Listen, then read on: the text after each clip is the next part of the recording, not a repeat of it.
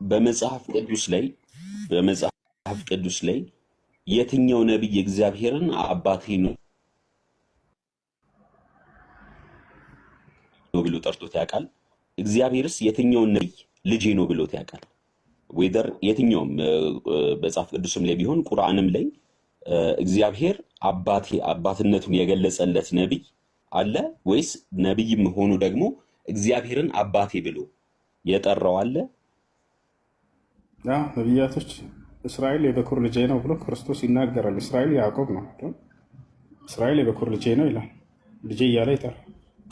ልክ እንደሆነ ነቢያቶችን መጽሐፍ ቅዱስ ላይ አባታችን እያሉ ይጠሩታል። ክርስቶስ ራሱ ያምናል፣ ይመሰክርላቸዋል። እናንተ አባታችን የምትሉት እናንተ አምላካችን የምትወርሱ ክርስቶስ ለአይሁዶች አባታችሁ እያለ ይገልጽላቸዋል። አባታቸው እንደሆነ ኖ እሱ ሜተድ ኦፍ ኤክስፕሬሽን ነው። ክርስቶስ አባታቸው እንደሆነ ያምናል እሱ ራሱ። ልክ እንዲሁ ልጄ እያለ እስራኤል የበኩር ልጄ ነው ይላል። ምን ትላለህ? ኖ እንትን በነቢያት ደረጃ ነው አሁን ዲስከስ ማድረግ የምንፈልገው። ደሁል እስራኤል የበኩር ልጄ ነው ይላል እያልኩህ እኮ ነው። ምን ትላለህ በዚህ? የበኩር ልጄ ማለት እስራኤልን የበኩር ልጄ ነው ሲል ከፍጥረት ነው የተመረጠ የመጀመሪያው ስለሆነ የእስራኤል ሕዝብ ልጄ ያለው ማለት ነው። የበኩር ልጄ ነው የሚለውን ቃል የተጠቀመው ለዛ ነው። ልጄ ይላል አይደለ? ልጄ ያለው ማንን ነው እያልክን ነው? ማንን ነው ልጄ ያለው እዚያ ጋር? ኢየሱስን ነው ወይንስ ሌላን አካል ነው? እስራኤል የበኩር ልጄ ነው ብሎ የጠቀሰው ነው አይደል የምትለኝስ? እስራኤል የበኩር ልጄ ነው ብሎ ሲናገር እግዚአብሔር ምንን ኤክስፕረስ ቀደም አዋድ የሚለውን ነገር ስትናገር ስለሰማሁ ነው ለእህታችን ዳዊት። እሱ አይደለም ጥያቄ። እስራኤል የበኩር ልጄ ነው ሲል ጊዜ ኢየሱስን ነው ወይንስ ሌላን አካል ነው ነው ጥያቄ። ሌላን አካል ማንም ብሏል ልጄ ብሎ የጠራው ማንን አለ ብለህናል አይደለ? ያው ከነቢያት ያው ማን ይላል? እስራኤል የበኩር ልጄ ነው ይገዛልኝ ዘንድ። በጣም ጥሩ። እስራኤል ማን ነው? እንደ መጽሐፍ ቅዱስ ሕዝብ ነው።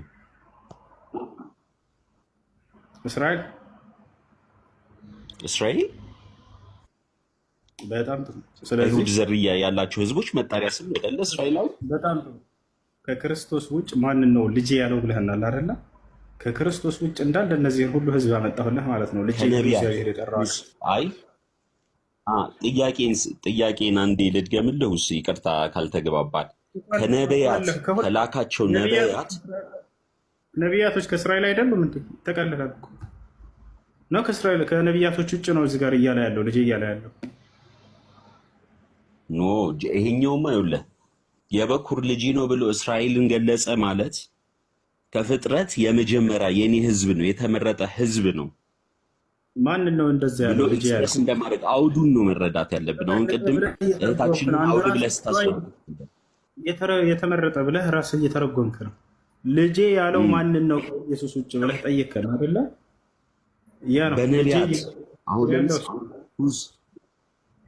ለሌላ የፈለኩት ምን መሰለህ፣ ነቢያቶች ከእስራኤል ናቸው አይደለም?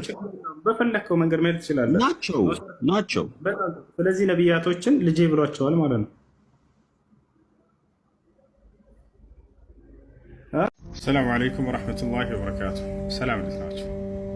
ነገ ቀኑ ሰኞ ነው። ነቢያችን ሰለላሁ ዐለይሂ ወሰለም ሰኞና ሐሙስን ቀን ተጠባብቀው ይጾሙ ነበር። ከቻለን እንጾም፣ ካልቻለን ደግሞ ሌሎችን እናስታውስ። ነቢያችን ሰለላሁ ዐለይሂ ወሰለም ሐዲስ ላይ ስለ ሰኞ ቀን ጾም ሲናገሩ ምን አሉ? ቱዕረዱ አልአዕማል የውም ልኢትነይን ወየውም ልኸሚስ ፈኡሒቡ አን ቱዕረዱ ዐመሊ ወአነ ሷኢም። ዘወትር ሰኞና ሐሙስ የሰዎች ስራ ከአላህ ዘንድ ይቀረባል፣ እኔም ጾመኛ ሆኜ ስራዬ ከአላህ ዘንድ እንዲቀረበልኝ ይፈልጋለሁና እጾማለሁ ብለው ተናግረዋል። ስለዚህ ትውልዳቸውን እንዲጾሙ አመላክተዋል፣ መክረዋል፣ አስተምረዋል። ነቢያችን ሰለላሁ ዐለይሂ ወሰለም ይሄን ቀን ተጠባብቀው ይጾሙ እንደነበር እናታችን አይሻ ስትናገር ሐዲስ ላይ ምን አለች? ቃለት እሙል ሙእሚኒን አይሻ ረዲየላሁ ዐንሃ፣ የምእመናን እናት የሆነችዋ እናታችን አይሻ አላህ መልካም ስራዋን ይወደድላትና ምን አለች? ካነ ነቢዩ ሰለላሁ ዐለይሂ ወሰለም የተሐራ ሲያም የውም ልኢትነይን ወየውም ልኸሚስ፣ የአላህ መልእክተኛ ነብዩ ሰለላሁ ዐለይሂ ወሰለም ሰኞና ሐሙስን ቀን ጾም ተጠባብቀው ይጾሙ ነበር አለች። ስለዚህ ከቻለን እንጾም፣ ካልቻለን ደግሞ ሌሎችን እናስታውስ። ሌሎችን ማስታወስ ልክ እንደ ሰሩት ሰዎች ያክል ምንዳ እንድታገኙ ያደርጋችኋል። ነብዩ ሰለላሁ ዐለይሂ ወሰለም ሐዲስ ላይ ሲናገሩ አዳል ዐላ ኸይር ከፋዒሊሂ አሉ። ወደ መልካም አመላካች ወይም ወደ መልካች ተጣሪ የሆነ ሰው ልክ እንደ ሰሪው ምንዳን ያገኛል ብለው ተናግረዋል። እሺ የጾመኞች ምንዳ ምንድነው ታዲያ? በቀጣዩ ዓለም ወደሚለው ስንመጣ ጊዜ የማንኛውም መልካም ስራ ምንዳ ጀነት ነው። ነቢያችን ሰለላሁ ዐለይሂ ወሰለም ሐዲስ ላይ ምን አሉ? ኢነ ፊል ጀነቲ ለባበን ዩቃሉ ለሁ ረያን ላ የድኹሉ ፊሂ ኢላ ሷኢሙን አሉ። በጀነት ውስጥ ረያን የሚባል የጀነት ክፍል አለ። በዚያ ደግሞ ጾመኞች እንጂ ሌላ ማንም አይገባበትም አሉ። ለጾመኞች የራሳቸው የሆነ የጀነት ክፍል አላቸው። ስለዚህ ጾምን መጾም፣ ጾምን ማብዛት ምንዳው ጀነት እንደሚያስገኝ ከዚህ እንረዳለን። አላህ ሱብሓነሁ ወተዓላ በቁርአን ላይ ሀል ጀዛኡል ኢሕሳን ኢለል ኢሕሳን ይላል። የመልካም ስራ ምንዳ መልካም እንጂ ሌላ ምን ይሆናል እያለ ይናገራል።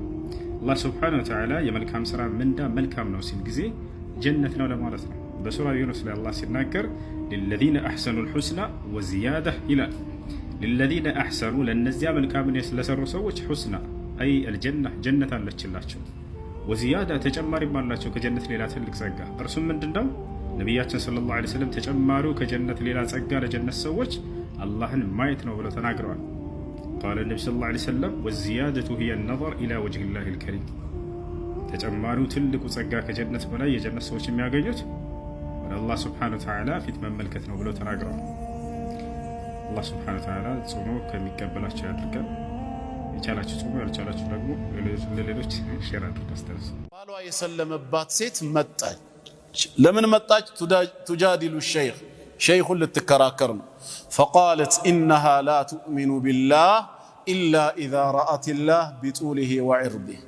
ምን አለች ሸይኹን? እኔ በአላህ መኖር አላምንም፣ አላህ የምትሉትን ነገር አምጥታችሁ ቢጡሊሂ ቁመቱንም ወዐርዲሂ ጎኑንም እስክታሳዩኝ ድረስ ስፋቱን